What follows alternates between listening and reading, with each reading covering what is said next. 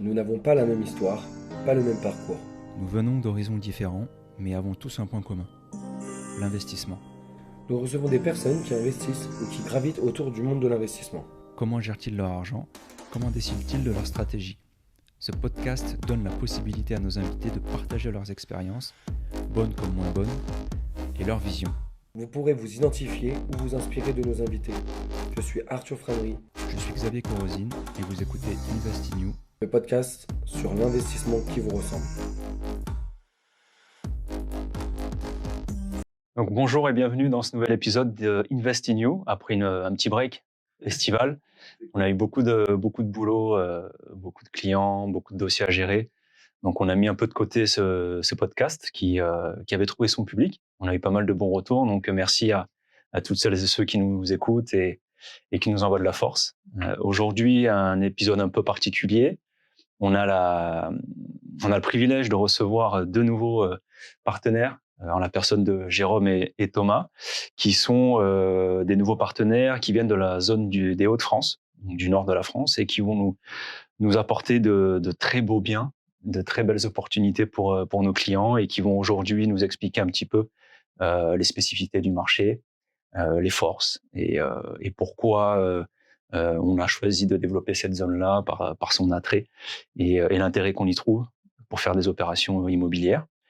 Deuxième chose qui rend l'épisode particulier, c'est la présence d'Alex, qui est notre associé responsable de la stratégie client et qui, lui, s'occupe de la zone de Cholet, la Vendée, Angers, Nantes, entre autres. Donc, on te laissera un petit peu te présenter. Je sais que tu adores ça. En tout cas, on est très heureux de reprendre ce podcast et de vous recevoir aujourd'hui, messieurs. Merci. Vous voulez commencer par une petite présentation honneur aux invités? Honneur aux invités. Ok, super. À toi, Jérôme.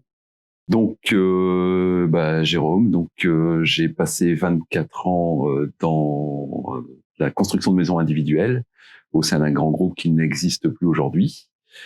Et donc, j'avais toujours un attrait pour l'investissement dans l'immobilier. Et ça va être chose faite aujourd'hui.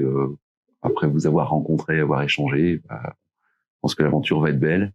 Et donc, ça vaut le coup de pouvoir poursuivre ensemble et de faire de belles opérations dans la région des Hauts-de-France, qui est une région qui est ma région et qui est une région très dynamique. Et j'aurai l'occasion de rediscuter des Hauts-de-France au cours de notre entretien. Super. Top. Donc merci pour votre accueil ici. Avec plaisir. Moi c'est Thomas et je viens de la même région que Jérôme, donc nord de France. On était dans la même société, on travaillait ensemble. On a donc partagé les mêmes expériences immobilières et on a le même attrait pour le côté investissement, et c'est quelque chose qu'on a eu toujours en tête. Donc aujourd'hui, on peut se lancer à corps perdu là-dedans. Ok, top. Super.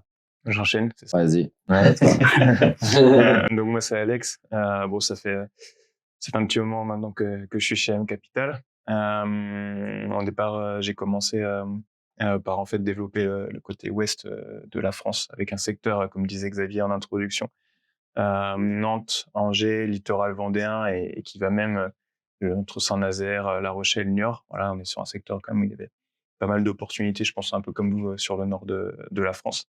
Et puis petit à petit, par rapport au développement d'AM Capital, on a un petit peu modelé les rôles. Aujourd'hui, je m'occupe de la stratégie client. Donc, on va dire, je suis un peu le point d'entrée des nouveaux clients qui arrivent chez nous, en tout cas des personnes qui sont intéressées par nos services. Et voilà, je suis très content de faire ça aujourd'hui. On apprend plein de choses au quotidien et puis ça permet aussi de pouvoir continuer dans ce qu'on sait faire, c'est-à-dire l'investissement immobilier. Voilà. Je suis content d'être avec vous parce que je vous voyais, je vous voyais vous éclater. Ça fait plaisir d'être là. Voilà. Bien profiter un peu. Je me permets de rebondir sur ta partie parce que c'est vrai qu'on t'a jamais vu. On a des clients qui font des opérations, des clients d'Île-de-France qui font des opérations dans ta région, dans ta zone. Est-ce que tu pourrais nous expliquer en quelques mots les forces et les attraits de ta région? Ouais, bien sûr. Bon, je pense qu'il y a des choses qui se recouperont, pardon, avec ce que vous aurez l'occasion de dire après, les gars. En fait, au départ, quand on a commencé à ouvrir cette région, ce qui se passait, c'est qu'on avait des clients d'Île-de-France qui étaient déjà intéressés par le secteur, qui avaient des enveloppes d'investissement peut-être pas suffisantes pour faire des projets intéressants sur l'Île-de-France. Voilà, et en fait, qui étaient intéressés pour investir sur mon secteur. L'avantage, c'est que l'ouest de la France est quand même déjà de base un secteur hyper dynamique. On a des villes, globalement, Nantes, Angers notamment, qui sont des locomotives.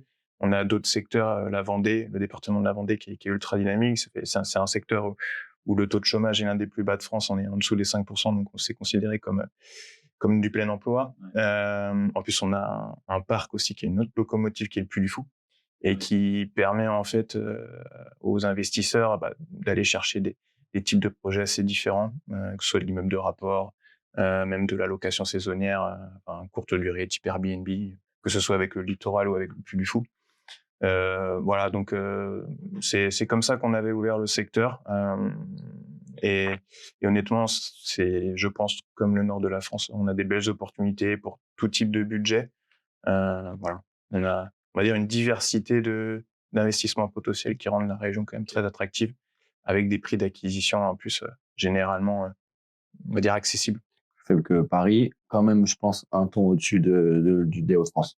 Ouais. En termes de budget. T'as pas d'immeuble de rapport à 250, 300 000 euros, par exemple, vers chez toi. C'est compliqué quand même. En fait, c'est marrant ce que tu dis, parce que c'est des échanges que j'ai avec les clients. C'est-à-dire que, tu vois, les stratégies immeubles de rapport, c'est vrai qu'il y a pas mal de personnes aujourd'hui qui réfléchissent beaucoup. Ils ont envie même dès leur première acquisition de faire de l'immeuble de rapport. En fait, tu peux le créer ton immeuble de rapport. Et c'est vrai que moi, je vois des biens typiquement qui font du 80, 85 mètres carrés avec pas mal de rénovations à faire. Tu peux aller créer un immeuble de rapport avec de l'eau dedans. Là, il y a des sujets comme ça, nous, qui peuvent être intéressants. Même si je pense qu'effectivement, si on fait le ratio avec le Nord, on a certainement des prix d'acquisition un petit peu plus élevés. En plus, on a quand même des prix qui ont pas mal augmenté récemment. La ville de Nantes, bon, c'est bien connu pour, notamment quand il y a toutes les startups là, qui se sont déplacées sur Nantes, qu'on fait augmenter un petit peu le prix aussi de la ville, en l'occurrence. Et après, on a des villes aussi de taille moyenne, type Cholet, que je connais bien puisque j'habite à côté de Cholet, qui a été classé notamment par le Figaro, je sais, pendant la période Covid, comme ville de moyenne de plus de 60 000 habitants où investir. Je crois que c'était numéro 1 puis numéro 2 sur un autre classement. Et là, en fait, on a eu beaucoup d'investisseurs, soit nantais ou angevins, qui ont investi ici, même de plus loin. Et ça a fait un petit peu grimper les prix, même si, voilà, ça reste... Tu as des intérêts, je sais que vous allez en parler, parce qu'on a déjà parlé de ça, mais par exemple, on a investi avec Alex là-bas, et t'as Thales qui rajoute 800 ou 900 collaborateurs sur Cholet, et donc du coup, qui sont dans la panade, quoi. Il y a un gars qui est payé pour faire ça, pour développer et pour répondre à la future demande de ses employés qui vont venir avec des familles. Ils vont pas venir tout seuls. Donc pour nous, il y a des vrais enjeux, du coup un PLU plus flexible. C'est ce genre d'informations qui sont intéressantes. Vous, dans votre région, il y a forcément des conséquences positives à ce genre de développement ou ce genre de mouvement, on va dire. Parce que là, notre dada, là, on prend des locaux commerciaux dans Cholet et on les change en habitation. On achète pour pas très cher. Ouais. Ouais, c'est ça. Mais en fait, oui, comme tu disais, c'est vrai qu'on a notamment l'arrivée de Thales, entre autres. Il y a d'autres entreprises, en fait, qui sont quand même, voilà, on a des PME qui se portent très bien sur le secteur, assez diversifiés en plus au niveau des secteurs d'activité. Et en l'occurrence, oui, comme tu disais, l'agglomération de Cholet, si je prends l'exemple de Cholet, a recruté une personne en interne au sein de la ville qui a pour mission, en fait, d'accueillir les nouveaux arrivants et qui sont en plus des profils, c'est que des ingénieurs qui viennent en famille. Voilà, donc bon, ça a des répercussions quand même sur le marché parce que en fait, certains achètent cash et forcément, voilà, on a pas mal de stratégies qui sont mises en place à destination de ces personnes-là. Voilà, ça fait partie des évolutions du marché qu'on a. Et puis, on a le Puy du Fou aussi quand même, qui est à 20 minutes de Cholet, qui est plutôt près de la petite ville des Herbiers, qui est une ville de 15 000 habitants, où déjà la tension locative est hyper importante. Et c'est vrai que voilà, on a des choses qui se mettent en place, mais c'est mouvant, c'est intéressant, c'est très intéressant. Avant de parler des gars, je pense que c'est intéressant que tu nous parles de tes nouvelles fonctions. Ça veut pas dire qu'on va laisser la zone ouest, voilà, mais que tu nous parles. Moi, ce que je voulais dire, c'est que on voulait vraiment dans notre développement, il y a eu l'arrivée de Xavier, il y a eu la société assez structurée, à avancer, et on avait besoin d'avoir de sectionner toutes les parties de l'entreprise pour pouvoir accueillir un volume en restant la société qu'on veut être, c'est-à-dire faire de l'accompagnement digne de ce nom. Et donc du coup, pour nous c'était logique que ça soit Alex, un associé, qui soit à la stratégie client, et que le prospect, quand il arrive, il soit accueilli par un associé et par quelqu'un qui a investi de manière qui en a beaucoup fait, et qui, quand il parle, il sait, il parle d'expérience, et la technique qu'on apprend, mais aussi la technique. Oui, tout à fait. C'est sûr que moi, quand on en discute avec les clients, c'est vrai que c'est très rassurant pour eux par notre fonctionnement, avec les différentes étapes et les différents pôles qu'on a pu mettre en place au sein de la structure. Le fait de pouvoir parler en fait à chaque étape en fait à un associé, c'est quand même super rassurant pour nos clients. Ça, c'est vrai que c'est un point que j'aimais évoquer avec les clients, et je pense que ça a un intérêt pour eux. Moi, j'adore en tout cas ce nouveau rôle, c'est super enrichissant. Et puis ça permet aussi de rencontrer déjà des personnes, des investisseurs, d'échanger, puisque même si on a des choses à leur apporter, c'est vrai qu'on se nourrit quand même des échanges avec les uns et les autres. Et puis en fait aujourd'hui, la structure qu'on a pu mettre en place est tellement fluide que franchement c'est un régal de pouvoir présenter ce qu'on fait aux prospects qui deviennent logiquement des clients ensuite derrière. Si t'es bon. Si je suis bon. Non, oui, si je suis bon. Mais aussi, s'ils voient de l'intérêt. C'est ce que je dis tout le temps, en fait. La première question que je pose quand on discute avec les personnes qui nous contactent, c'est moi, déjà, le premier entretien, c'est savoir quels sont vos objectifs à vous, ce que vous voulez faire avec l'immobilier, et puis ce que nous, on est capable de vous apporter. Parce que le but, de leur vendre quelque chose, évidemment, on a un accompagnement à vendre, on a de la valeur ajoutée à leur apporter, mais il faut aussi que ça matche avec ce que eux ils recherchent, parce que la réussite de leur projet en dépend derrière. Donc, super. Et d'ailleurs, du coup, c'est la belle transition. Hein. C'est l'ouverture de cette nouvelle zone nous permet d'élargir la gamme de produits qu'on va pouvoir être capable de proposer à nos clients. Vous voulez un immeuble de rapport sur Paris, c'est pas les mêmes prix que sur l'Île-de-France. Donc je pense que c'est une belle transition. Et là on est en séminaire depuis hier pour votre intégration dans la structure. Vous passez du temps avec les différents éléments des pôles, avec nos différents partenaires, le partenaire travaux, la société d'architectes, donc on a déjà pas mal discuté. Vous avez un peu moins discuté avec Alex. L'objectif, ça va être que vous présentiez votre région, et Alex, toi, que tu fasses une découverte, parce que il va falloir que tu te nourrisses de ça pour après proposer évidemment ces stratégies et ces biens à nos futurs clients. Non, ça tombe bien, j'ai pas mal de questions. Écoute, ils sont à toi. On t'écoute. Non, mais c'est vrai que je connais un petit peu le nord de la France pour y avoir été dans ma vie précédente, même si c'est vraiment très superficiel. Moi, là, typiquement, quand les clients arrivent et nous posent des questions, c'est de savoir quels sont les secteurs qui peuvent être intéressants, en tout cas ceux pour lesquels vous voyez une certaine tendance avec un certain dynamisme.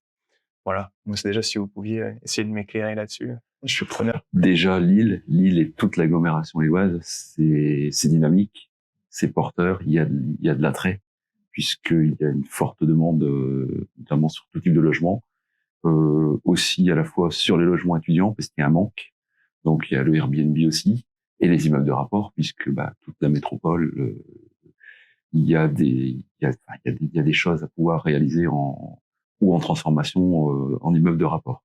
Donc là, c'est vraiment le côté, je vais dire, de la région de France, c'est Lille, c'est un incontournable. Ensuite, un attrait pour le secteur de Dunkerque qui est en plein développement, notamment avec l'agrandissement du port qui va générer pas mal d'emplois. Donc Dunkerque est à la fois, je vais dire, une zone touristique, donc avec ses belles plages, notamment la plage de Malo, donc et jusqu'à la frontière belge. Donc là, ça sera vraiment, il y a des belles réalisations à faire, à la fois même en Airbnb ou sur du logement de vacances. Ouais. Donc et à la fois aussi parce que les gens doivent se loger, puisque Dunkerque c'est une ville qui bouge pas mal, avec pas mal d'habitants aussi. Donc il y a des possibilités. Et après, nous, c'est ce qu'on va développer déjà dans un premier temps. On travaillera bien sûr tout ce qu'on peut travailler sur le Hauts-de-France, et après le secteur d'Arras, donc toute la région arageoise, où là, il y a aussi une demande, du potentiel et un secteur où il fait vraiment bon vivre sur le secteur arageois. Donc, il y aura on a, je pense, de belles opérations à réaliser ensemble avec un beau partenariat. Hier, tu nous as parlé tu as donné des statistiques et des chiffres et c'était intéressant. Est-ce que tu peux nous parler un peu de tout la demande universitaire, que ce soit autour de Lille, les chiffres, le manque de logement, voilà. Alors dans la globalité, les Hauts-de-France, c'est la deuxième région la plus dense après l'Île-de-France. On a énormément de monde. On le ressent d'ailleurs sur la route tous les jours, c'est une catastrophe. Il y a trop de monde. Arrêtez. Venez plus. Donc, deuxième région la plus dense de France. Il manque globalement 400 000 logements sur l'ensemble. Donc, Hauts-de-France, on a l'Aisne, la Somme, Nord, Pas-de-Calais.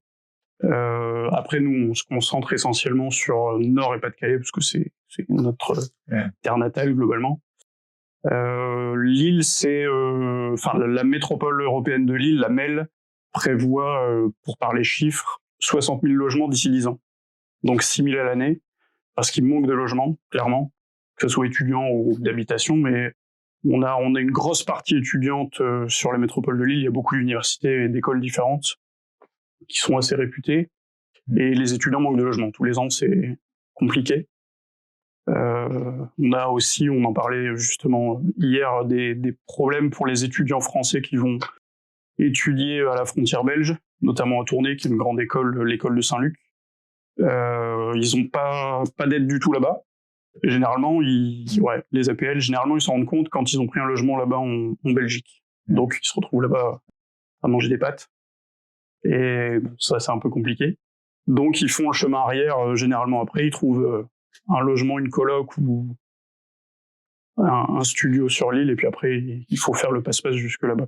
Et en termes de transport, donc tu as Lille. Mais si, par exemple, on s'excentre un petit peu pour aller chercher un prix au mètre carré un peu plus faible, est-ce que les étudiants sont obligés d'être véhiculés? Comment ça se passe au niveau de cette répartition? On a un beau réseau de transport en commun. Métro, bus, la MEL a une grosse influence. Donc, le réseau, il va chercher... Le réseau ferroviaire, les trains, ça va en Belgique. Donc, notamment pour ce que tu venais d'évoquer, les étudiants qui partent de la région lilloise et qui vont étudier à Tournai via le train. Ouais. C'est bien desservi. Il y a un gros réseau, il y a de quoi faire, il y a de quoi. Ils sont pas forcément obligés d'être véhiculés. On a de quoi les faire bouger autrement. Donc ça, c'est plutôt pas mal.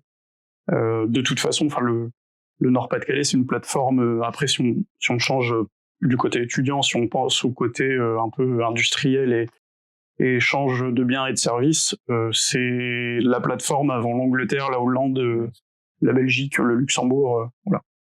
Que ce soit aérien, routier ou portuaire, quoi.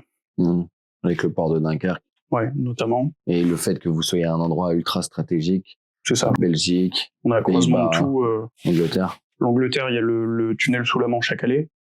Donc, il y a un accès ultra rapide, il y a des ferries, il y a... Ouais, je pense que... Il y a un gros échange. Ouais, un gros échange. Une bonne heure de Bruxelles en train. Ouais. Via le TGV Gare de Lille, Lille-Bruxelles, c'est une bonne heure. Donc ça se fait, il y a des gens de Lille qui vont travailler à Bruxelles tous les jours. Ouais. Comme il y a des gens de Lille qui vont travailler à Paris, des gens de Paris qui viennent vivre. Oui, parce que c'est moins d'une heure, c'est 50 et quelques minutes. Ouais. Gare du Nord. TGV Gare du Nord, ouais. Tu sais, quand tu fais 1h30 de RER tous les jours, ce qu'on disait hier, si en porte-à-porte, t'habites à côté de la gare et que ton travail est pas trop loin de la Gare du Nord, ça se discute par rapport à la qualité de vie, hein. Tu viens 3 fois par semaine, tu as 2 jours de télétravail, tu réfléchis, hein. Tu réfléchis. En termes de budget, des Parisiens là qui ont comme on disait hier, hein, t'as un T2 à 300 et quelques mille euros, là-bas, t'as vu, on regardait sur Espace Atypique le loft 190 mètres carrés, méga loft avec la grande verrière, qui coûte 1,5 million dans Paris, voire même plus. 300 000. Ouais. C'est pas mal, hein. C'est pas mal. Et en vrai, Lille, c'est une ville, comme dit, c'est une ville bien dynamique, hein. Une ville bien dynamique, même culturellement, le street art, ils mettent en place plein de choses, des expositions. Ouais, il y avait eu Lille 3000, il y a pas mal de temps. Là, il y a l'accueil des matchs de basket et handball, on en parlait pour les JO. Il y a le foot, forcément. Avec la construction du stade Pierre-Mauroy, là, donc il y a beaucoup d'événements musicaux qui se font. Il y avait des matchs de rugby pour la Coupe du Monde de rugby. La région, globalement, bouge beaucoup. Il y a pas mal de choses, beaucoup de gros événements. Population jeune. Oui, c'était quoi les stats par rapport à la Les population? stats, on est à plus de 40% de la population à moins de 30 ans. Ça, c'est vraiment bien. Donc ça bouge, ça vit. Il y a des projets de vie. Et ça, je pense qu'il faut vraiment, du coup, adapter la typologie des biens qu'on va acheter. Sachant que c'est moins de 30 ans, soit t'es en couple, soit normalement, voilà, t'as des généralités, mais t'as pas encore besoin d'une grande maison avec des enfants qui sont grands, qui ont besoin d'espace. Donc, il faudra adapter les stratégies en fonction de ça, tu vois. Et du coup, ça me fait penser, et pour rebondir sur ce que tu disais, et sur ce que tu as dit aussi tout à l'heure, parce que tu nous parlais de 60 000 logements manquants sur la métropole, sur la Bélette. Ils ont identifié, vous avez des informations sur le type de logement qui peuvent être manquants ou Là, le chiffre, il est mixte. global. Ouais. Il est global, mais il y a une grosse partie étudiante. Un réel manque sur les logements étudiants. Et l'accent va être mis sur, dans un premier temps, pour créer du logement étudiant. Tu vois, ça, c'est intéressant, hein, parce que c'est un produit qu'on fait beaucoup en Ile-de-France, même vers chez toi, de colocation. Là, il va y avoir des vrais sujets sur les colocations, voire même faire des espèces de petites résidences universitaires comme on a pu faire en achetant une grosse maison, en faisant une dizaine de chambres et avec des beaux espaces communs en bas, avec une cuisine adaptée, 3 frigos, 2 plaques de cuisson, tu vois, une petite laverie. Ça, c'est des produits qui sont vraiment intéressants. D'ailleurs, on en voit beaucoup sur le marché des gens qui ont fait cette opération. Ils ont mis les locataires dedans et après ils te revendent à un prix en vrai qui est décorrélé du prix au mètre carré, mais tu vends une renta. Et il a bien raison, on ferait la même. Mais du coup, on peut être aux prémices de ce projet-là avec des clients et qui auront eux la culbute quand ils auront en tout cas un vrai asset. Le bien, il va valoir de l'argent parce qu'il y aura une vraie rentabilité en face. Toute la stratégie. Tout est dans trouver la bonne ville qui est bien desservie pour l'université où on paye pas trop cher. Non, mais tous les indicateurs sont ouverts pour ce type de projet, parce qu'on en parlait aussi tout à l'heure, parce que les gars, comme ils viennent du monde de la construction, en fait, les politiques, en ce moment, c'est clairement verticalisé. Donc, voilà, réduire un petit peu les espaces, réduire les jardins, les maisons avec jardin, grosso modo, il y en aura certainement de moins en moins. C'est une réalité, même si le Covid avait un peu fait changer ça, mais il se trouve que les politiques sont plutôt d'avis à essayer de verticaliser au maximum. Exactement. Et pour le coup, c'est vrai qu'avec ce type de projet, ça te permet de pouvoir exploiter un bien sur la hauteur, avoir un maximum de loyers, on va dire, différents, de sources de revenus différents, puisque tu as un maximum de locataires à l'intérieur. Et tu réponds en plus à la demande du fait que tu as une tension locative sur les étudiants. Ouais, c'est clair que c'est le type de projet qui peut être très intéressant. Et ce qui est intéressant là aussi, par rapport au coût d'acquisition qui est inférieur à ce qu'on peut trouver en Ile-de-France ou même dans ta zone, c'est par rapport à un client qui pourrait être sur la réserve par rapport à une exploitation en courte durée, sur du Airbnb par exemple, on peut le rassurer, et c'est une réalité, c'est qu'on peut trouver aussi de la rentabilité intéressante sur de la longue durée. Ouais. Et que du coup, le Airbnb, la courte durée, ça serait vraiment le bonus. Et voilà, on peut surfer entre guillemets entre les deux, pianoter, et clairement le client est plus serein dans son acquisition et il sait que quoi qu'il arrive, il sera rentable. On en parlait hier. Déjà, les rentabilités d'Île-de-France, il faut rester conscient que il suffit de voir aussi nos concurrents et en vrai, c'est pas eux qui font mal leur travail, c'est une réalité de marché. Le mec achète entre 3 et 6% brut. Voilà. Donc, tu commences à faire du Airbnb, il faut que tu payes ton archi. Enfin, si tu veux faire ça correctement, si tu veux performer, tu vas payer ton archi, tu vas faire ta déco, tu vas payer tes meubles. Et la réalité, c'est que tu arrives du coup sur un prix après, à la fin, au mètre carré, qui est au-dessus du marché, parce que, comme on disait, c'est que tu as investi un peu comme dans ton fonds de commerce. C'est-à-dire que tu te crées une cash machine. On n'est plus sur le prix au mètre carré. C'est vraiment, je trouve que cet exemple est vraiment bien fait. C'est-à-dire que j'achète un magasin, j'achète les murs du magasin et je vais investir dans mon fonds pour créer de l'argent avec mon magasin. J'ai ma partie immobilière et j'ai ma partie business. Je pense que c'est vraiment ça. L'avantage sur ce que tu disais, Xav, c'est que ils peuvent avoir un immeuble de rapport. Déjà, ils peuvent tester, parce que pour les gens qui ont peur, ils peuvent en mettre que un sur Airbnb ou en mettre la moitié. Ils peuvent gérer dans leur tête, ça peut être plus plus de sécurité. Sécurisant, ouais. Et le fait que tu aies payé le prix au moins cher, même si tu as investi dans ton fonds de commerce, tu t'y retrouves quand même. Je pense qu'aussi, donc comme on disait aussi hier soir quand on a mangé, hein, c'est que moi je suis full in à titre personnel, hein, on a plus de 30 biens, donc si demain il y a quelqu'un qui coupe le robinet d'Airbnb, c'est relou. Mais en vrai, quand nos clients ils nous le demandent, j'y crois pas. Pour toutes les raisons que je vous ai données hier, j'y crois pas. Maintenant, je peux comprendre que pour certains clients, ça soit compliqué à avoir comme un peu cette épée de Damoclès qu'un mec fasse et coupe le robinet. Et donc, du coup, de se dire qu'à chaque moment, à tout moment, il peut shifter sur de la location longue durée, ça vous l'amenez. Nous, on peut l'avoir sur l'Île-de-France, mais attention, c'est sur des grosses enveloppes. 1,5 million, on a fait un client 2,3 millions. Il était rentable en meublé, mais 2,3 millions. On aimerait bien avec Alex et Xav avoir des clients qui ont 2,3 millions tous les jours. Nos dizaines de clients qu'on accompagne par mois.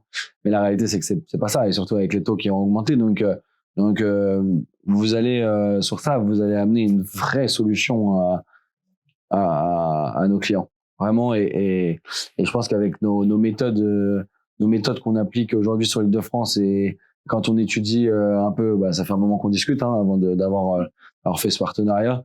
On a étudié un peu la zone. Je pense qu'on a avec Infini, avec notre partenaire Archi, on peut vraiment performer vers chez vous. On peut vraiment amener cette plus-value à M Capital Infini par chez vous et avec les biens que vous allez amener. Ouais. Est-ce que vous avez parlé de Lille au niveau des universités? Est-ce qu'il y a d'autres villes où il y a des universités, où il y a des pôles universitaires? On va avoir des écoles. Alors après, c'est vrai que le gros sur le département du Nord, c'est Lille. Après, il y a un peu sur des universités, un peu sur Arras, mais pas tout n'est pas enseigné. Alors quand on dit Lille, c'est Lille et la métropole lilloise, donc avec il y a Villeneuve-d'Ascq où c'est vraiment là un gros campus, mais c'est Lille, Villeneuve-d'Ascq, ça se touche. Après, sur le département du Pas-de-Calais, il y a un petit peu Béthune, et qui sont vraiment spécialisés sur un type d'enseignement. Okay. Arras, c'est à peu près, c'est la même chose, et un peu Douai aussi. Voilà. Okay. Et ça, Douai reste le nord, Béthune et Arras, c'est le Pas-de-Calais. Et après, il y a des grandes écoles aussi, beaucoup de grandes écoles sur l'île. Donc au niveau la communauté étudiante, elle est vraiment très très importante sur le secteur lillois. Ok. Pour shifter sur la partie plus industrielle, professionnelle, parce que moi du coup j'y vois des intérêts que ça soit sur la longue durée parce que les gens ont besoin de se loger. Vous avez parlé de la création d'une usine à Dunkerque sur qui font des batteries pour Renault, c'est ça? Usine de batteries électriques, ouais. Voilà. Et donc création de combien de logements?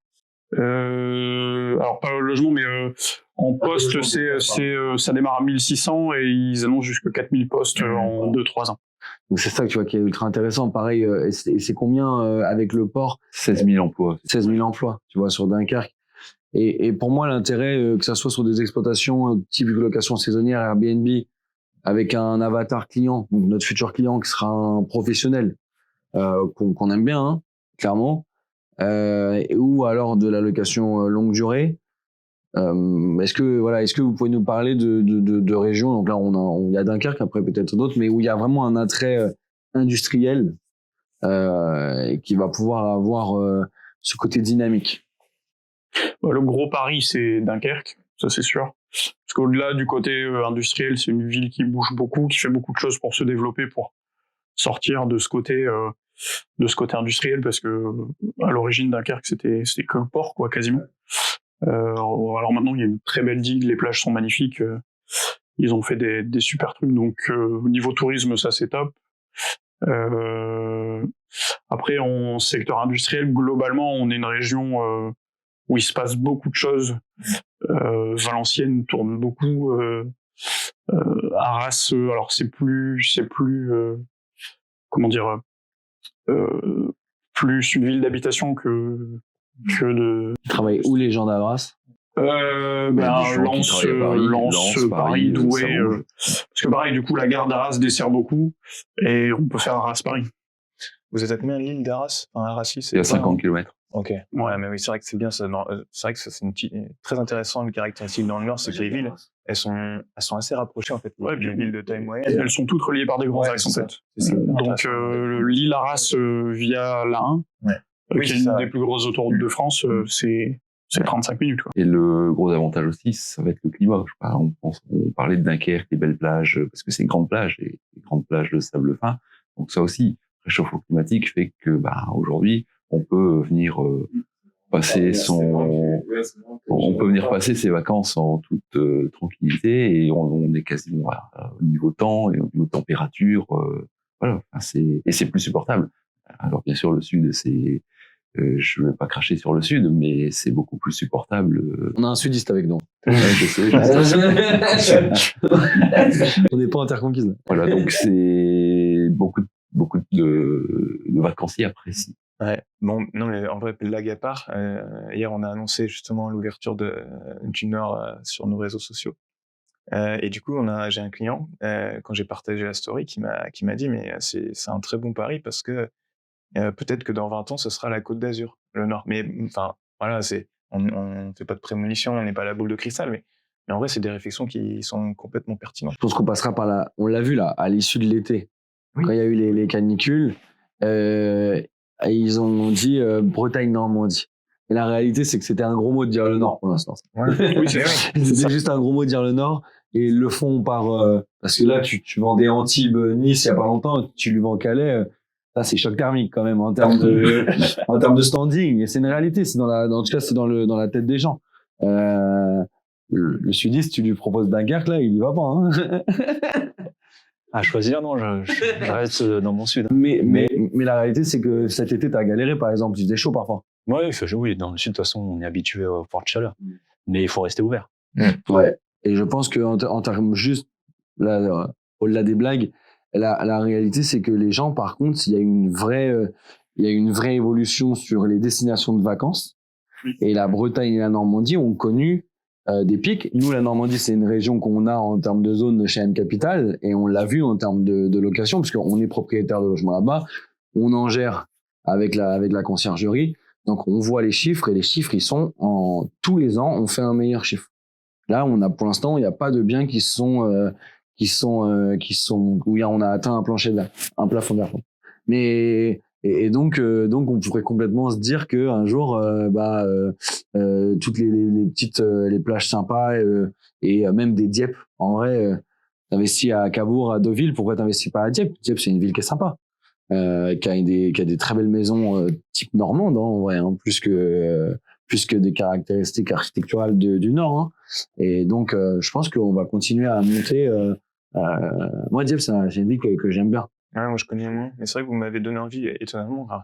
C'est vrai qu'il y a eu des blagues il y a des références cinématographiques sur Dunkerque ou autre, mais pour le coup, par rapport à ce que vous expliquiez tout à l'heure, ça donne vraiment envie, quoi, en tant qu'investisseur, de s'y intéresser, parce qu'il y a quand même des indicateurs qui te font dire que, ça peut être intéressant, quoi. J'ai l'impression que Dunkerque, tu vois, par rapport au Havre, Dunkerque fait un meilleur travail. Ça n'a rien à voir. Ça n'a rien à voir. Et l'environnement n'est pas du tout le même. Alors, l'environnement, parce qu'effectivement, le Havre, c'est plutôt tout ce qui est pétrochimie. Alors, Dunkerque, il y en a aussi, mais il y a une partie de Dunkerque où c'est vraiment réservé au tourisme. Chose qu'au Havre, c'est plutôt sur les usines pétrochimiques. Mais ils ont un petit centre-ville, d'ailleurs, qui est beau, hein, l'architecture est belle, avec ses arches, là, c'est vraiment sympa. Mais ils ont du mal à développer ce tourisme, ils ont du mal à développer la partie étudiante, ils essayent de mettre des universités là-bas. En vrai, tout se passe à Rouen et c'est pas simple Après, le marché, il fonctionne, hein, mais nous, on en a un peu moins. Je trouve que c'est un peu dur d'aller performer au Havre. Après, sur la longue durée, oui. Mais par exemple, sur la location en courte durée saisonnière, un peu dur d'aller performer en ayant de l'archi qui sort du lot. Les prix, on sent quand même un peu plafonné, je trouve. Après, ça va peut-être changer. Hein. peut-être changer. Tu parlais référence cinématographique. Il y a beaucoup de films qui se tournent à Dunkerque. C'est vrai. Énormément. C'est vrai. Pas Oui, forcément pour la ville, mais Oui, non, mais il y a par un rapport au gros paysage. pôle. Ouais. Ouais, et puis même, il y a Ah une oui. grosse activité Ok. cinéma Ok, je sais pas, ok. là-bas. En termes de rendement locatif, il faudra qu'on s'attende à quoi dans le Nord pour nos futurs clients. Voilà. Après, je sais que vous n'avez pas encore commencé pleinement vos recherches, puisqu'on attendait d'officialiser notre partenariat, mais il faut s'attendre à quel genre de rendement? En termes de chiffres, En termes de loyer, pourcentage brut, plutôt rentabilité brute. bah, faut viser mini du 8, ça c'est vraiment le mini, mais Passer la barre des 10, ça serait au-dessus des 10, aux alentours de 10, 15, on peut même arriver à une rentabilité de 15%, voire Plus avec du Airbnb et des choses où on va pouvoir booster. Ouais. Ok, super. Ouais, c'est top parce que l'objectif c'est de ce qu'on nous on appelle le break even, c'est qu'au moins les charges soient, enfin qu'on arrive à combler toutes les charges et qu'il n'y ait pas d'effort d'épargne pour notre client. Alors c'est vrai que les clients qui viennent chez M Capital, ils viennent chercher du cash flow. Donc ça sera partie des objectifs que vous aurez. Mais comme on disait aussi, on peut avoir des produits purement patrimoniaux où on se retrouve dans un très beau quartier de Lille ou même d'Arras, enfin bref, n'importe quelle grosse ville. Et là où on a un bel immeuble, et si on a 8% sur ce genre de produit, c'est un très bel investissement. C'est juste pas la même stratégie que quelqu'un qui veut se créer un complément de salaire ou quelqu'un qui veut avoir sa retraite ou léguer à ses enfants ou faire du démembrement ou faire, voilà, il y a pas mal de mécanismes intéressants sur des biens où on prend pas le risque à ce moment-là. On sait qu'on achète un peu cher avec un mètre carré qui est assez maturé, mais on sait pourquoi on y va, quoi. Ouais. Donc, si on peut être au-dessus de 10%, les gars, ça peut être, Oui. ça peut être pas mal. Sans problème. On va parler du dynamisme avec la frontière. Est-ce que vous pouvez nous parler de ça avec le fait que vous ayez ces différentes frontières? Qu'est-ce que ça crée chez vous? Bah, ça crée beaucoup de mouvements. On en a parlé tout à l'heure au niveau industriel et économique, puisqu'il y a des grosses plateformes. Juste en dessous de l'île, on va retrouver donc il y a l'aéroport de l'Équin, et autour de ça, on articule ce qu'on appelle le CRT chez nous. C'est une grosse plateforme logistique et surtout logistique et un peu industrielle qui va être entre l'axe entre l'Ain et l'axe Lille-Valenciennes. Donc ce CRT est accessible des deux côtés, donc c'est vraiment une grosse plateforme avec l'accès à l'aéroport très proche. Et puis après, il y a tous les échanges, Belgique. les échanges économiques entre les différents pays, que ce soit, je vais dire, avec la Belgique, avec les Pays-Bas, l'Angleterre, l'Allemagne, c'est un peu plus côté Est, mais tout ça, il y a beaucoup d'échanges. Tu vois, nous, avec Alex, on se projette pour en faire un là dans le Nord. Tu vois, ce qui est ultra intéressant pour moi, c'est d'essayer de regarder où est-ce qu'il y a un groupement hôtelier sur un axe routier, où les gens ils vont aussi utiliser ça comme un point de chute pour se reposer et repartir derrière. Après, c'est pas grave si on a du turnover. Tu vois, ça peut être intéressant. Je pense qu'il y a une étude du secteur à faire sur cette partie-là. Et l'objectif souvent, c'est de suivre les hôtels, parce qu'ils ont des forces de frappe bien plus importantes que nous en termes d'études de secteur. Et je pense qu'il y a vraiment des choses intéressantes avec le flux qu'ils ont de gens qui passent. Oui. Ouais, c'est ça. Non, Il y a mais... énormément de passages. Non, mais c'est ça, en fait, parce qu'en plus, bon, même si tout le monde... Bon, il y a quand même une partie de la clientèle, on va dire, hollandaise, belge, allemande, qui peut aller sur la Côte d'Azur, où là, c'est pas forcément la route. Pour le coup, on se parle de la Bretagne, même, du coup, mon secteur Vendée, je sais même pas si ça doit faire partie finalement du chemin pour eux, de passer par chez vous pour aller sur l'ouest de la France. Oui, ça peut. Oui. Voilà, ça peut être des points intermédiaires, voilà, pour réduire les temps de trajet, notamment. Ça peut être intéressant. Moi, j'avais une question aussi par rapport à ça, parce que tout à l'heure, on s'est évoqué certaines villes. Vous me parliez de Douai, notamment, des villes comme ça. Bref, ma question, c'est vrai qu'on a connu certaines villes du nord de la France qui ont été un petit peu, avec certaines industries qui ont dû fermer à un moment donné. Est-ce que vous avez des villes comme ça, finalement, qui sont un petit peu, qui renaissent aujourd'hui, ou en tout cas qui ont des politiques au-delà de Dunkerque, parce que Dunkerque, bon, on comprend bien que là, c'est devenu quand même c'est devenu costaud par rapport à ça au niveau en politique de développement. Est-ce qu'il y a d'autres petites villes comme ça, même de taille moyenne, que vous sentez, même si voilà, là, je vous pousse un petit peu loin dans la réflexion, mais est-ce qu'il y a des villes comme ça où vous sentez qu'il y a des choses qui se mettent en place, où il y a des réflexions de développement qui peuvent être intéressantes, même Arras peut en faire partie, hein, je sais pas. Ouais, bon, Arras est déjà bien connu et bien développé. Après, bon, tu parlais de Douai. Douai, il y a le centre historique. Enfin, c'est une ville, je pense, qui peut se redynamiser. Il y a du potentiel. Il y a du potentiel. C'est une ville qui est connue, qui a, je pense, souffert aussi d'une certaine conjoncture, mais aujourd'hui, qui ne manque qu'à repartir. Donc après, effectivement, ça peut être pourquoi pas dans un pari gagnant sur la ville de Douai. Ça sera peut-être plus long. On peut pas le comparer avec Dunkerque, mais après, il y aura peut-être aussi une volonté politique. C'est-à-dire, voilà, on va redynamiser certains secteurs. Alors Douai, comme après, il peut y avoir d'autres villes. Lens, c'est comment, par exemple? C'est équivalent à Douai, globalement. Le centre-ville, c'est mignon. Oui. Alors oui, c'est mignon. Ils essaient de redynamiser ça et d'essayer de faire tourner ça autour d'autre chose que le foot, qui est aujourd'hui une grosse partie à Lens. Mais ça essaie de se redynamiser. C'est un peu comme Douai, où ça a souffert quand même de beaucoup de fermetures de différentes choses, et ça essaie de redémarrer. De toute façon, c'est souvent quand même impulsé par la politique. Je sais que toi, tu as le parallèle sur l'Île-de-France. Moi, je l'ai aussi sur mon secteur. On a certaines villes, notamment, je prends l'exemple Sud-Vendée. En fait, c'était un secteur qui était très lié à l'automobile pendant un temps. Et le secteur automobile, ça a été quand même un petit peu compliqué. En fait, il y a une ville qui est sous-préfecture de la Vendée, Fontenay-le-Comte. En fait, aujourd'hui, il y a une politique clairement... c'est impulsé. C'est vraiment impulsé par les politiques. Et tu sens qu'il y a des choses. En plus, il y a des belles architectures. En plus, là-bas, c'est sur la route de La Rochelle, je sais pas, t'as dû y passer. Et pour le coup, là, impulsé par les politiques, et là, en fait, il commence à avoir des choses très intéressantes qui sont mises en place.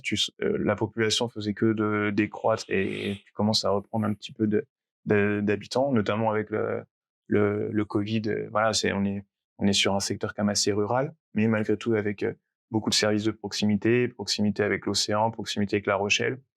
Voilà, c'est pour ça que je vous posais la question, parce que typiquement, là-bas, vous achetez très peu cher les biens, vous êtes sur un secteur ultra dynamique, et quand je vois les loyers qui sont pratiqués, si je parle sur la longue durée, très intéressant. Et c'est vrai que pour un client, j'avais étudié sur du Airbnb, et en fait, c'est un secteur sur lequel je ne me serais pas du tout posé, et en fait, en l'étudiant pour un client qui m'a dit pourquoi pas, en fait, je me suis rendu compte que mince, il y avait un secteur qui était super intéressant, pas très loin de chez moi, et qui avait une mauvaise image. Donc c'est pour ça que je vous posais la question. Et je sais que toi, tu as la même chose sur l'Île-de-France. Nous, là, sans les citer, on a un secteur qu'on aime bien. Xav vient d'investir là-bas. C'était des anciennes villes communistes. Et du coup, on a des mairies qui qui changent de bord politique.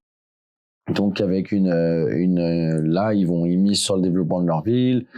Ils préemptent les commerces pour éviter par exemple d'avoir 40 métiers de bouche fast-food dans la même rue. Enfin voilà, ce genre de choses qui font que ça manque de mixité dans la ville. Du coup, ce qui va faire, après il faut être un peu patient, mais ce qui fait que derrière le prix au mètre carré augmente, parce que la ville gagne en mixité, s'embourgeoise un petit peu, devient dynamique par ces événements. Voilà. Donc ça, c'est vrai que ça fait partie aussi de nos objectifs chez AM Capital, et de rester aware de tout ce qui se passe et de toutes les opportunités. Exactement. Et ça vient par faire de la veille et essayer de comprendre un peu notre environnement pour du coup être bon et faire des parallèles avec l'immobilier et avoir le nez un peu fin, quoi. C'est ça l'objectif. Mais d'ailleurs, c'est une belle transition sur le dernier point avant de parler d'Amen Capital et puis de clôturer cet entretien. C'est la revitalisation des centres-villes dans le Nord. Et voilà, qu'est-ce que vous pouvez nous en parler un petit peu? Vous avez parlé tout à l'heure d'industries confirmées, donc il y a aussi des villes avec des bâtiments en friche. Voilà, est-ce que vous pouvez parler de tout? Il y a un exemple qui était il y a déjà quelques années de ça, c'était Tourcoing. Il y a un tissu industriel, tout ce qui était filature, des grandes usines qui étaient à l'abandon, qui ont été reprises, et beaucoup de lofts ont été aménagés dans tous ces bâtiments. Donc, je pense que le secteur de Douai, il doit en avoir, il y a aussi de quoi faire. Après, bon, Lens, c'était plutôt si on parlait de Lens, Lens, c'est plutôt une ville avec des mines, c'était dans le bassin minier. Donc, effectivement, un peu moins de friches comme ça, où il y a déjà des grandes bâtisses qu'on peut réaménager. Mais, Douai, en l'occurrence, j'en ai sur Douai, mais Douai, c'est tout à fait le cas, comme l'a été Tourcoing il y a quelques années en arrière.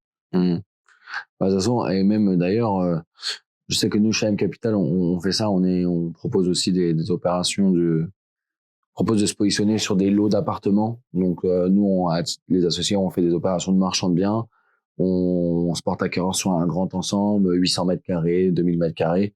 Et après, on redivise. L'objectif, ça va être, je pense qu'il y a des beaux challenges vers chez vous.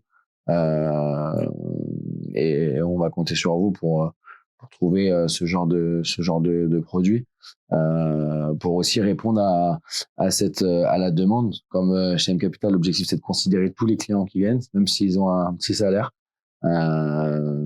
Et donc du coup, faut qu'on arrive à trouver des produits. La hausse des taux, un salaire qui est pas très élevé, ça va être sur ce genre de mécanisme où on va pouvoir permettre à des gens de faire leur première acquisition en faisant de l'économie d'échelle quand on se positionne sur un grand ensemble. Ouais. Donc ça va être. Ouais. On a la chance d'avoir une région qui peut être très très citadine, très métropole, et en même temps qui a des très beaux secteurs campagne. On en parlait justement tout à l'heure, et tout en restant dynamique un peu partout, vu le nombre d'axes encore une fois qu'on a et le passage qu'on a. Donc on peut faire des grosses opérations comme des choses un peu plus petites et plus mesurées, quoi. Okay. Alex, est-ce que tu peux comparer, du coup, maintenant que tu as eu des informations intéressantes sur la région des Hauts-de-France, est-ce que tu peux comparer avec la région de l'Ouest? Bon, de l'Ouest, on fait pas tout l'Ouest parce que c'est grand l'Ouest, mais la région que tu gères, est-ce que toutes les infos, tu peux nous parler de ça? En fait, il y a beaucoup de parallèles, juste par rapport à ce que tu viens de dire à l'instant. C'est vrai que nous, si je prends sur l'Ouest, on a aussi des villes dynamiques, hein. Enfin, villes dynamiques, c'est plus que dynamique, c'est des belles métropoles type Angers, Nantes, classées régulièrement. Bon, après, c'est parfois un peu pompeux, mais aux villes où il fait bon vivre en France, généralement, les deux, elles sont soit Angers est dans le top 3 depuis quelques années, numéro 1. Nantes, c'est un peu moins le cas, mais si pendant un temps, comme je disais tout à l'heure, il y a eu beaucoup de startups franciliennes qui ont ouvert un bureau à Nantes à un moment donné, alors certainement pour des raisons politiques aussi, ou en tout cas des facilités par rapport à ça.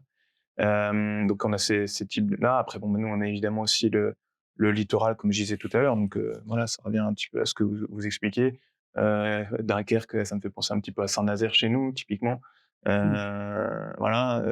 Après, évidemment, on se parlait là tout à l'heure de projets un peu plus gros avec une division de l'eau. C'est aussi des choses qu'on peut avoir. Alors peut-être pas sur des usines en friche, parce que pour le coup, je pense qu'il n'y avait pas forcément la même typologie d'industrie. Mais nous, c'est plus, tu vois, un peu comme le projet à Moléon actuellement.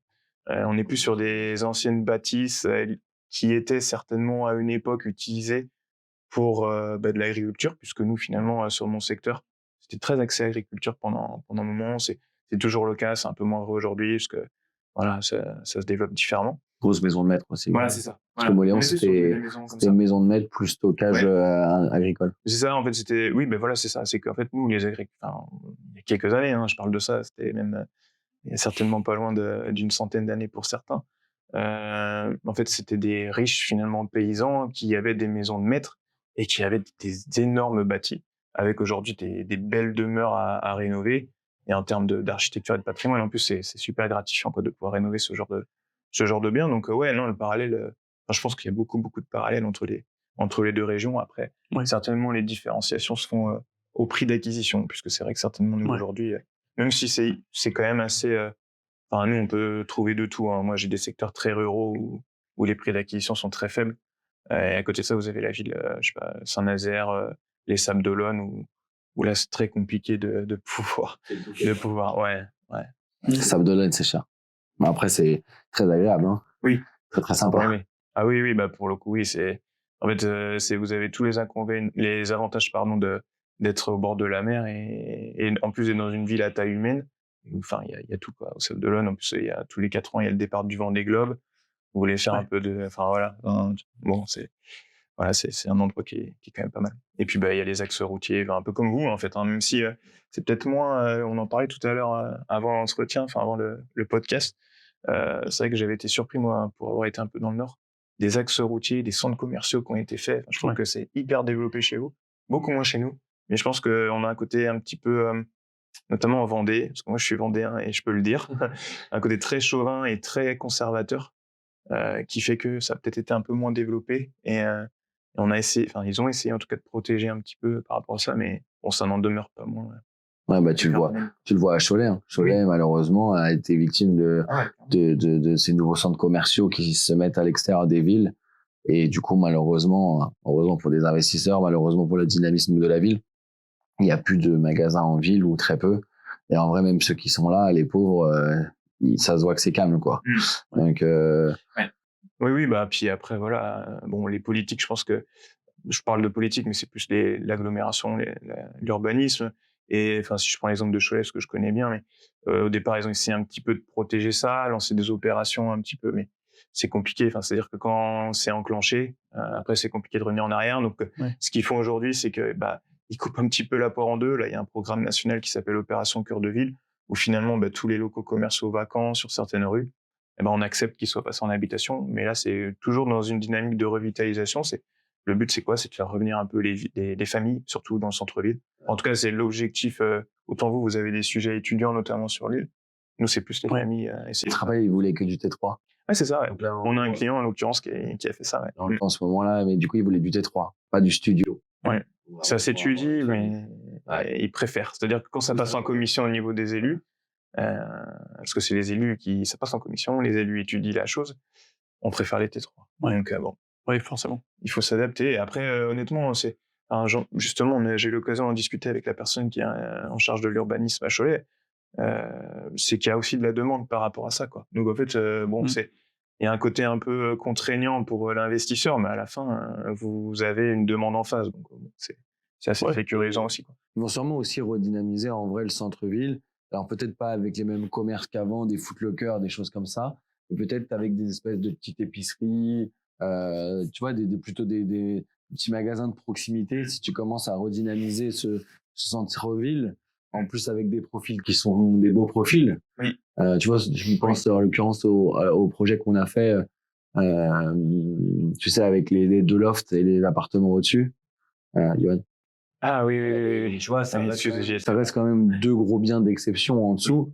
Oui, pour des profils, enfin, ça va être cher. Hein, faut que ça soit quand même pour une certaine typologie de clients, et en redynamisant ce centre-ville-là, fait que derrière, ça amène des nouveaux métiers, avec une pâtisserie un peu haut de gamme, un fromager. C'est des métiers qui sont un peu perdus parce que la réalité, c'est que si tu veux gagner ta croûte là-dedans, il faut charger. Il faut amener du service, et il faut la petite confiture qui va bien, il faut les plateaux de raclette. Vendredi, on a inauguré la raclette vendredi avec Zav, et elle fait un plateau, c'est magnifique, quoi. T'as même pas envie de manger. Mais parce que du coup, tu payes un peu ce service-là, ça développe ce genre de petits commerces. Donc, mais ça, c'est intéressant. Encore une fois, on y revient, c'est comprendre les dynamiques des différentes villes autour de chez vous. Et ça va être vos challenges pour vraiment proposer des rentas cool pour nos clients. Parce qu'il faut bien qu'on dissocie l'achat, bien acheté, et après l'exploitation. Aujourd'hui, l'exploitation, c'est quelque chose qu'on maîtrise et qu'on contrôle, qui est à notre main, se projeter, savoir ce qu'on va faire, qui va être notre avatar client. Tout ça, c'est des choses qu'on a à notre main. Par contre, là où on va vous faire confiance, c'est vraiment sur cette acquisition-là, et bien acheter pour nos clients. Afin de conclure, je pense que ça serait intéressant que vous nous partagiez. Déjà, ça fait donc 1 jour que vous êtes là. Qu'est-ce que vous pensez et puis on a fait plusieurs zooms ensemble avant ça, avant de décider de partir ensemble. Qu'est-ce que vous pensez chacun ça c'est intéressant de savoir ce que vous pensez d'AM Capital, de parallèle avec votre ancien métier, parce que surtout toi, Jérôme, t'as été assez t'as été assez humble sur ton expérience, mais quand même 24 ans dans un secteur dans une région, tu t'es bien baladé entre notaires, voilà. Oui, j'ai effectivement un relationnel aujourd'hui, et je le mettrai à profit pour que notre collaboration elle se fasse le mieux possible et puis qu'on puisse se sortir pour les futurs clients d'AM Capital des affaires très intéressantes. Donc ça, je vais m'en servir effectivement. J'ai des contacts et j'activerai ces contacts pour que ça soit bénéfique pour tout le monde, ça c'est sûr. Donc après, AM Capital, j'ai rencontré, je vous ai rencontré vous, d'autres collaborateurs aussi, et vous êtes une équipe très dynamique, avec un sens de vouloir bien faire, vous mettez le client en avant, et ça c'est très très important et intéressant pour moi. Parce que c'est ce que je faisais toujours lorsque j'étais dans la construction de maisons individuelles, c'était de satisfaire le client et de mettre le client en avant, puisque le client c'est le plus important. Oui. Donc ça c'est ce que je retrouve aussi, certaines similitudes aussi par rapport à mon ancien job. Je demande qu'à faire maintenant. Au niveau des process, que t'es pas trop pas du tout perdu. On trouve le même jargon, donc beaucoup de similitudes. Donc dans la manière le suivi et la gestion des clients.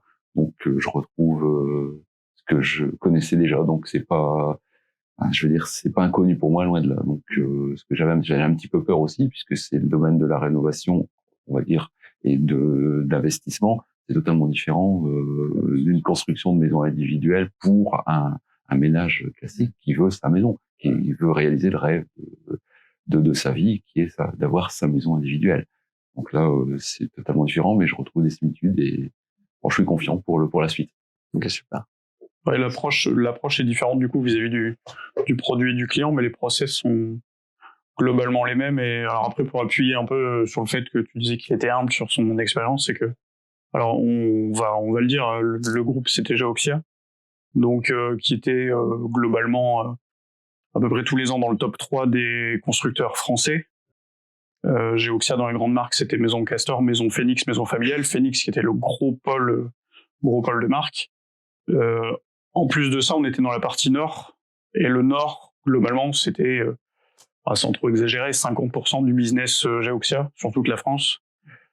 Donc avec des demandes de performance qui n'étaient pas les mêmes ailleurs, parce que le Nord a toujours été, on en parlait aussi hier soir, le Nord c'est quand même une région qui a l'image d'être ultra bosseur, et c'était le cas chez Geoxia où il fallait qu'on fasse du chiffre, quoi. Il fallait qu'on performe, il fallait qu'on soit dans les hauts de tableau, il fallait que le Nord ça marche.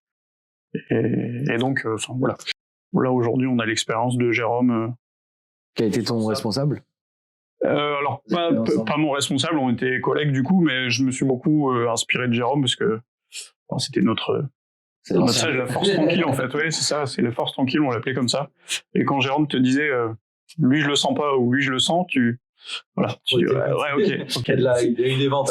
C'était pas souvent, mais de temps en temps t'avais des petits signes comme ça et tu sais que ok là, donc ça c'est bon, je vais y aller. Et ça c'est un gros plus aujourd'hui. Pour le business qu'on va faire là. Ouais. Puis d'ailleurs, je vais laisser Xav, parler de la question que je voudrais lui poser et puis clôturer. Mais je trouve qu'ils sont assez complémentaires tous les deux. Ouais, on en parlait hier. Ils sont très complémentaires. Et il y a là un peu de la jeunesse et de la fougue de ton côté, et l'expérience et la sagesse du tien. Et ça fait un très beau tandem. Et nous qui bossons, alors vous avez votre tandem tous les deux on se connaît d'avant, on a monté une boîte ensemble avant. Et nous on a le nôtre ici sur l'exploitation, et je pense que c'est important, il y a des similitudes, on sait bosser en équipe, et pour moi c'est des indicateurs qui sont super positifs. Tu vois, ce que toi t'amènes, si on peut prendre des parallèles, ce que toi tu amènes à Jérôme, ce que Jérôme t'apporte, c'est un peu par exemple la relation que j'ai avec Xavier ou la relation que j'ai avec Alexandre, où je trouve que c'est un bel équilibre. Ouais, c'est un bel équilibre. T'as pris des références de foot, la Grinta, là, le truc qui fait que ça percute, mais par quoi il faut être capable de regarder, de se poser. Des profils comme toi et moi, on est un peu moins, on aime bien, on aime bien enfoncer les portes. On enfonce la porte, après on verra comment on la répare. Eux, ils réfléchissent comment la démonter. Tu vois, voilà. Mais je trouve que c'est des beaux équilibres. Exactement. Bah, écoutez, on arrive à la fin de l'épisode. Merci en tout cas pour Merci à vous. votre disponibilité. Et puis, en avant, on a du pain sur la planche et de belles perspectives. Ravi de pouvoir démarrer. Carrément. Et puis, on va essayer de reprendre nos podcasts, Monsieur Corazine. On va voir si les gens veulent nous écouter et nous entendre. Ça serait cool. Allez, ciao. Merci. Salut les gars. Salut. Nous espérons que vous aurez apprécié cet épisode. Nous vous remercions pour votre écoute. Et souvenez-vous que vous pouvez rejoindre notre canal Telegram sur lequel nous partageons des opportunités d'investissement rentables que nous trouvons. C'est 100% gratuit et le lien se trouve en description.